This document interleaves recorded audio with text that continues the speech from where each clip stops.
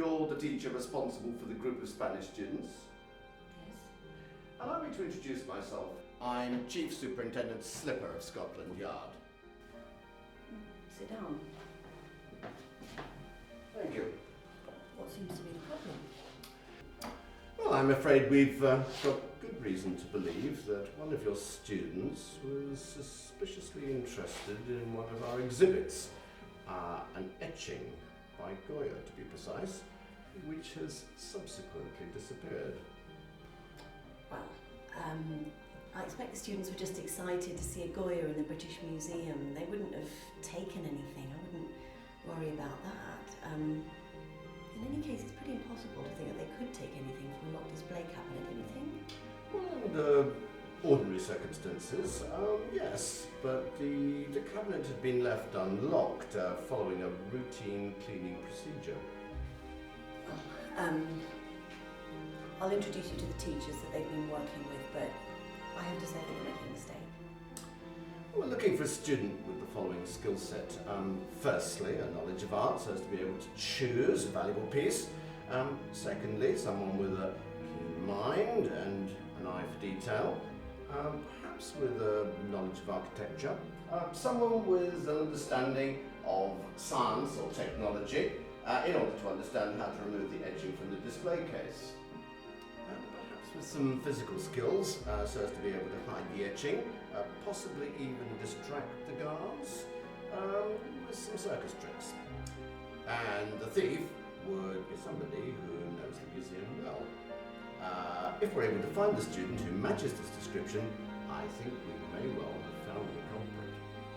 Well, yes, we have a student, if not several students, who fit that description, but I have to tell you that our students are respectful, trustworthy young people. They're not going to just have taken something. You better make sure you have an awful lot of evidence if you're going to think of making any arrests. To ruin their lives. This is unbelievable. What? A Goya eating how disappeared from the British Museum, and they think we did it. Oh, don't look at me. I couldn't have stolen a chewing gum from the shop without shaking like a leaf. I couldn't do anything like that. We know you wouldn't have done it, don't be ridiculous. But Julio is always joking about robbing a bank because his family is really struggling since his dad lost his job. Yes, and they had to sell their house and everything. Things are awful for them.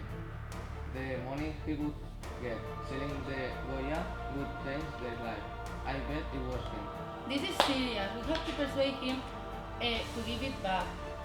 He won't be allowed to leave the country with a stolen artwork. They will search us at the airport, if not before. I have an idea. You know that old play, the whole village stands together to protect the one who the authorities want to arrest. If we say that we are all guilty, that we all stole it, they won't be able to do anything. They can arrest everybody. It will be an international scandal. And in the meantime, we will convince Julio to return me. Right, so he wants me to identify a student, likely to know which artwork is the most valuable. Well, that is extremely difficult. Only someone with great knowledge and interest. Exactly. Whoever took the etching must have known that it was the most valuable piece of work in the cabinet. Well, I think we should take a look at this. Hi, I'm Paula, and I'm in the British Museum interviewing two Spanish tourists that are Aitana and Javi. Aitana, can you tell me what is your favorite thing in this exhibition? Well, I like all of them, but the one I like most is the beard great of Spain. And yours, Javi? I like the beard of the great Sphinx too. And what interesting things can you tell me about it? It had come to be respected as a god. Fragments were found between the front paws of the Great Sphinx. Okay, thank you, that's enough. Thank you for your time and have a nice day. The same to you. Reporting from London. I think we need to narrow our search. Do you think that this scaffolding is safe? All the pillars are going perfect. This Lucia, come quick, the detective's here. Hello, are you the architecture teacher? Yes, I am. So you were able to identify a student with the kind of knowledge of the museum, the British Museum, that would enable them to get around without attracting the attention of the guards, and someone who's able to memorise a map and the layout of every floor? Well, it was tricky because they were all highly skilled in understanding the plans they were given, but the most advanced is the one in this recording.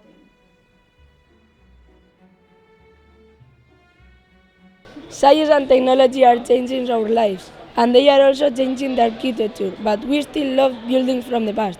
Which are your favorite buildings in London? I love the Globe Theatre because I admire Shakespeare and the Tudor style. And you?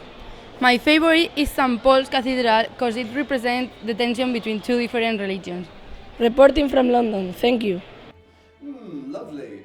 I wish my son was so articulate and bright instead of playing computer games all the time. Yes, they are amazing really, especially when you remember that English is not their first language. So you're the art teacher? Art? No, I'm a modern art teacher. I've heard about your investigation, and I think this might be of interest to you.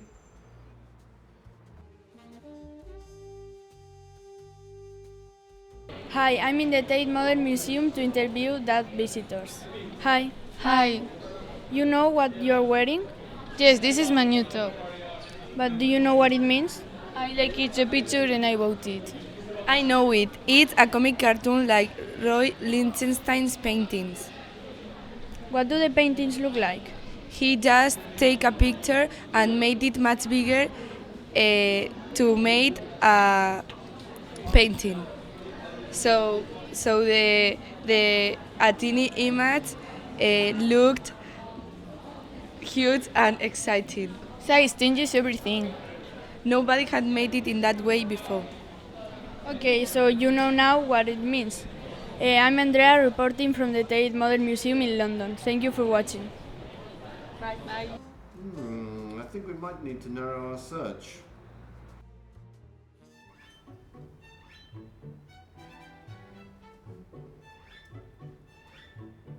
Oh my god, this mask is so scary.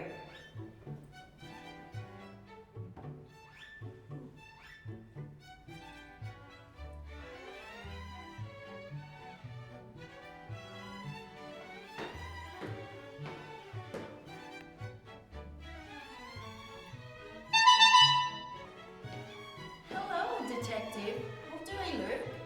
Just gorgeous. Oh, thank you. I think that the students might have hidden the etching very quickly, almost by magic. So their circus skills must be superb. Look at this.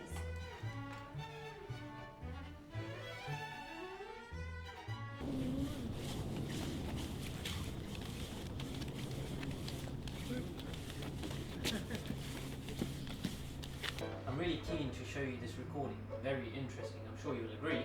Let's see.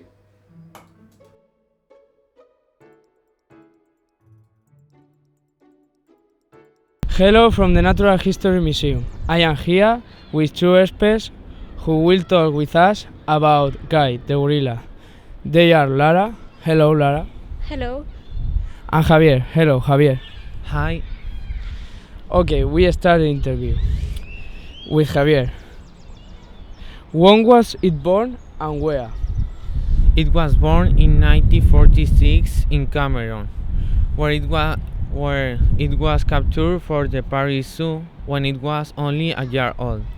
Okay, thank you. Lara, why do people think that it had a bad temper? Because it had a lot of abscesses in its jaws. Excuse me. But it was a gentle animal. We know that Guy helped sparrows fly out its cage. Okay, and we finish with the last question. How did it die, Lara? He died because of of a dental operation that make its heart failure, and he died in 1978. Thank you very much for your help. You're welcome. This is everything from the Natural History Museum. Well, thank you for showing that. Educationally interesting footage, but I don't see how it throws any light on the investigation. Can you shed any light? What investigation? I thought you were just picking the most interesting and relevant topics for educational purposes. Sir, we're in a hurry. If we don't find the etching before the group goes back to Spain, there are going to be serious repercussions. Well, what about this then? You'll be looking for a student with a bit more detailed knowledge about the British Museum. I'm sure you'll find this interesting. Hello, today I am in the National Gallery to interview some Spanish students that are here. Hello. When was Lady Jane executed? Lady Jane was executed in 1554. When the artist did the paint? The artist painted this in 1833. Who are the other girls in the paint? They are Lady Jane's friends and they are upset for her. Why was Lady Jane executed? Because she was Protestant. Where? Was executed in Tower of London. Okay, and the last question. Why is she wearing a white dress? Because the artist wanted to give her importance and it makes her poor and innocent. Okay, thank you very much. Aren't they good? They're good, but this recording doesn't prove anything. Perhaps. But you haven't seen evidence of their scientific skills yet. I don't know about in real life, but in films, thieves need to have some sort of understanding of science and technology to get around modern security. Have a look.